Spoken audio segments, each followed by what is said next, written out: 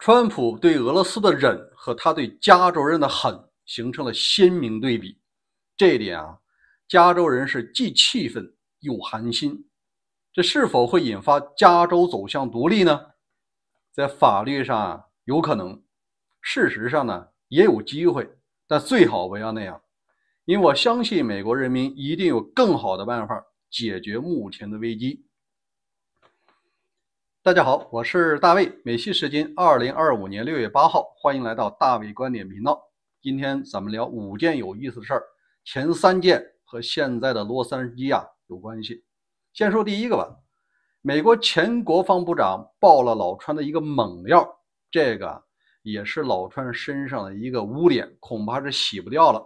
咱们看一下新闻来源，有一个视频采访节目叫做60分钟新闻，他采访了美国前国防部长艾斯伯。我插一句美国的国防部长上面直接向总统汇报，老川第一个任期4年，他就换了4个国防部长。第一任马蒂斯，第二个是个代理的，没多长时间，第3个就是这个艾斯伯，干了1年零3个月，第4个就是代理的米勒，平均1年换一个国防部长，他就感觉这国防部长不听话，要么是不够狠。那咱们看一下这国防部长爆了是什么猛料。先说一下背景，在2020年中发生了那个明尼苏达的黑名贵的事儿，就是一个黑人被警察暴力执法死了，引起了一些人的不满。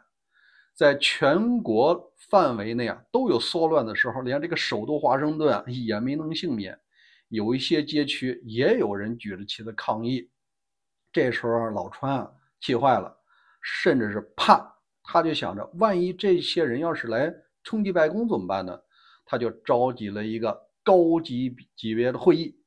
咱们看一下会上怎么说的在这次会议中，特朗普直接询问国防部长说，你们不能直接开枪打他们吗？直接朝他们的腿上开枪，或者朝别的地方开枪。艾斯伯写道说，那一刻我感觉到不真实，我坐在椭圆办公室的总统办公桌前，这个想法弥漫在空中。特朗普当时涨红了脸，他大声地抱怨华盛顿特区正在进行的抗议活动。当时确实是老川让国防部长调兵要开枪。现在我给大家聊一下，在2021年，这个拜登已经上任1年多了。那个时候作为卸任的国防部长艾斯伯，他要写会议录。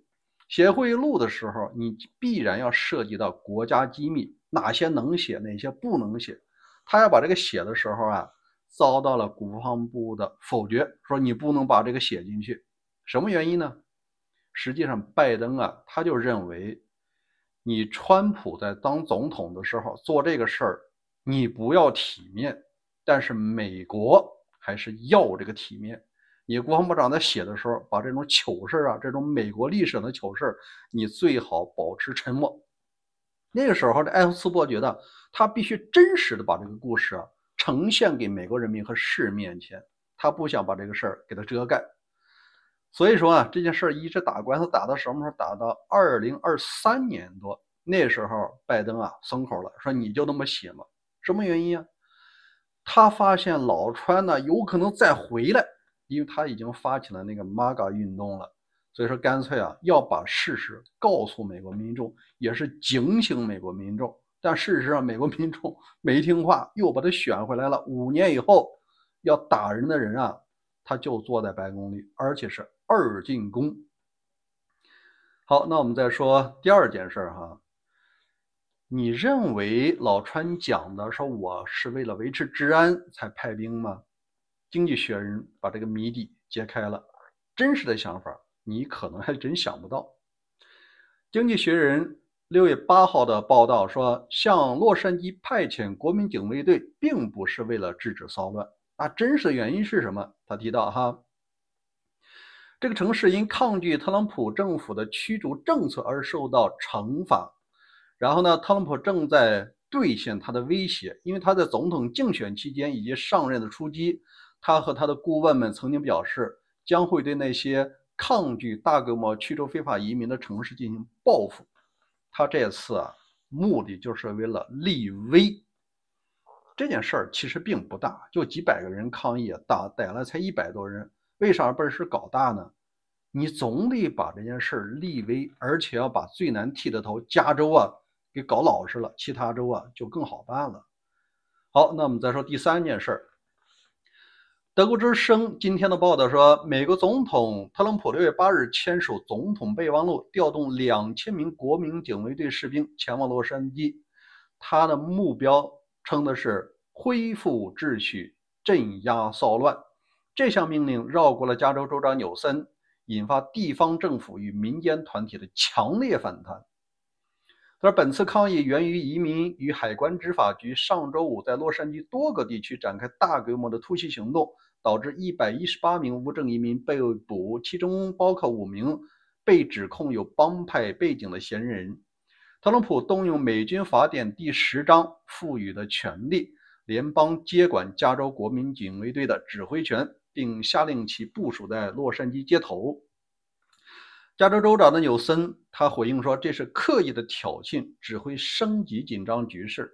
联邦政府并非因为执法资源短缺而介入，而是希望制造一场政治秀。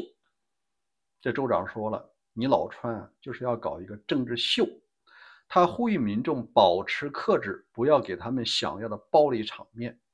我作为这个在洛杉矶生活的华人呢，我看了最近报道，确实市中心地区有这种事情，抗议的人也很多。截至最新的消息呢，把101的高速公路都截断了。那现在我们就发现2种论调，一种呢是想把这件事情搞大，谁想搞大？那就是老川想搞大，他想拿这件事立威。那谁想把这件事尽快平息是加州的州长和洛杉矶的市长都不希望把这件事搞大，他们也呼吁民众要保持克制，不要给联邦调动军队留下口实。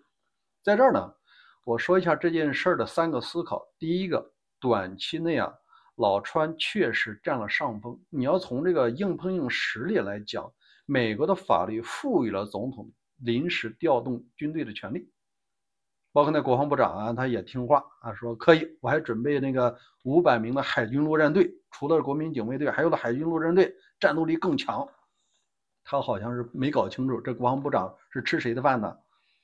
第二呢，我认为从下一个层面讲老川未必会加分，因为你这种调动军队是恃强凌弱的行为，可能会让那些中间的选民动摇。因为美国选举去年不就差200万票吗？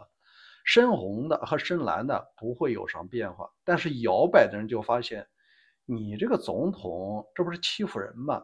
就逮捕了一些人，然后有一些人抗议，因为逮捕的人恰恰是这些人的亲戚和朋友，这些人抗议也可以理解。你就动用军队。今天下午我看了一个小视频呢，是澳大利亚的一个女记者正在报道的过程中，砰，腿上挨了一颗橡皮子弹。你说这警察没搞清楚哪个是抗议人群，哪个是记者吗？记者他扛着摄像机，啪就来了一枪。所以我感觉这个事儿有升级失控的可能性，看看明天的进展吧。我认为这件事大多数情况下会让中间的选民在中期选举的时候抛弃共和党，而还是选择务实的民主党。那更深层的考虑呢，它可能会加深红与蓝之间的对立。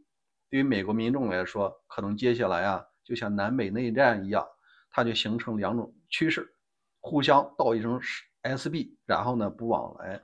这种可能性其实也有，因为美国法律规定各州是可以脱离联邦的，当然需要参众两院更高的通过率，还有各州批准，门槛确实很高，但是这也是一种法律依据如果你真把加州人逼急了，铁了心想要离开，这事儿其他州恐怕也挡不住。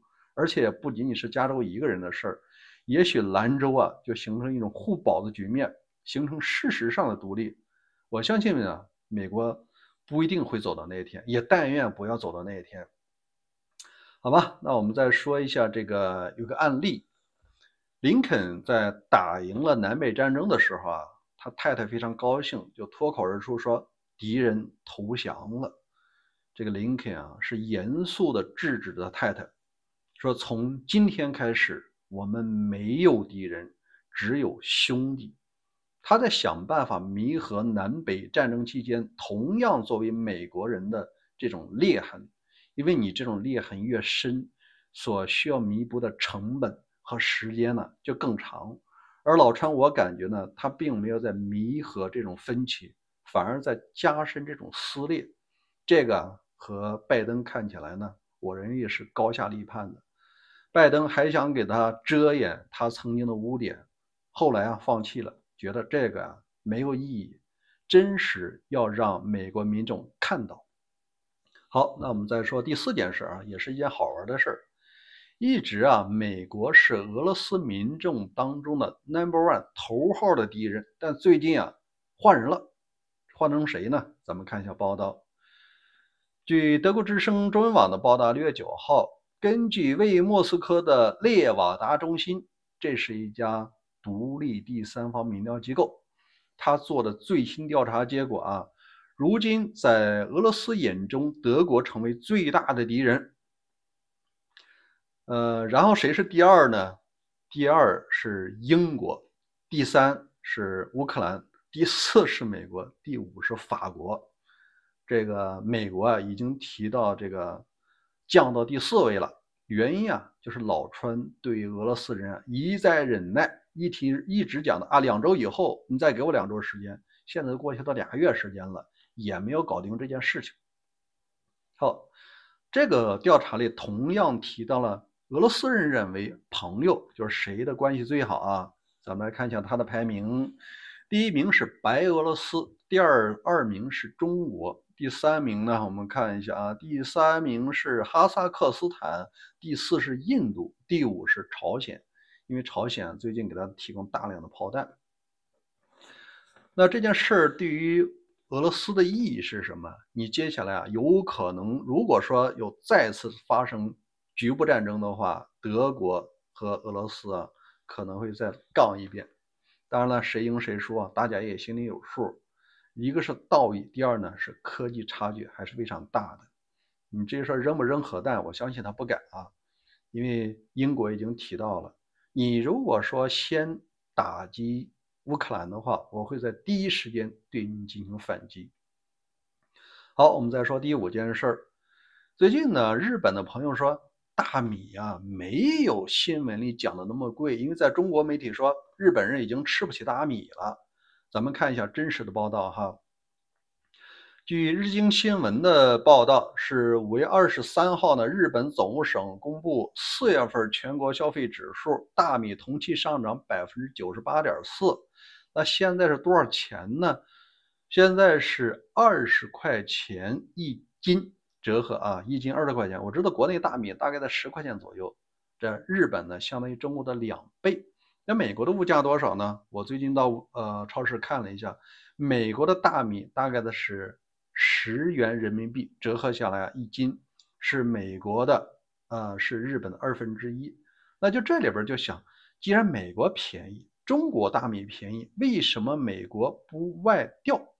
我告诉你深层的原因我若干次去日本旅行，我就发现日本有一个文化，就是他把最好的留给自己人，很多店切写的日本制他就买，如果说马来西亚制同样是日本品牌他就不买，尽管都是日立的品牌，产地不同他就不买。你想连电器都这样，像什么大米蔬菜海产品奶牛肉你外边再好他不吃，就是日本人就有这种习惯，日本人做的产品他就能放心。我正好给你公布一下全球统计的数据全世界的大米产量前10个国家，排名第1的居然是中国。这是2023年的数据年产量 2.08 亿吨，第2名印度 1.96 亿吨，第3孟加拉，这已经降到了5700万吨了，第4是印度尼西亚5500万吨，第5越南，第6泰国，第7缅甸，第8菲律宾，第9柬埔寨，第10巴基斯坦。前10名清一色全都是亚洲国家。那日本排在哪儿呢？排的是第12，第11位是巴西，南美的国家，第12就是日本。美国产量很少，它都没排到那个前10。那咱们来看一下，既然前10个国家都是亚洲的，运费不是问题吧？运力也不是问题，为什么呢？很简单，你白送给我，我都不吃，我宁可花20块钱一斤，我也要吃日本大米。这就是日本对于卫生和安全标准的执念。他不相信我刚才提到那些国家，什么中国、印度、孟加拉、越南、泰国、缅甸，他会觉得你大米虽然便宜，你在制造和生产的过程中，在加工过程中啊，没准就会加入一些科技与狠活，比如说通过抛光，通过这个新米和陈米混在一块儿，或者放点矿物油让它更亮，这种事儿对日本来说啊，这都突破底线的。所以说现在20块钱一斤啊，没问题，因为原因很简单，2024年的日本夏天它遭遇了高温，所以导致了短期的这个减产。相信今年啊风调雨顺，大米价格很快就会回落，好吗？这5件事儿聊完了，欢迎各位在留言区留言，欢迎关注大伟观点频道，每天和你更新有意思的事儿。再见。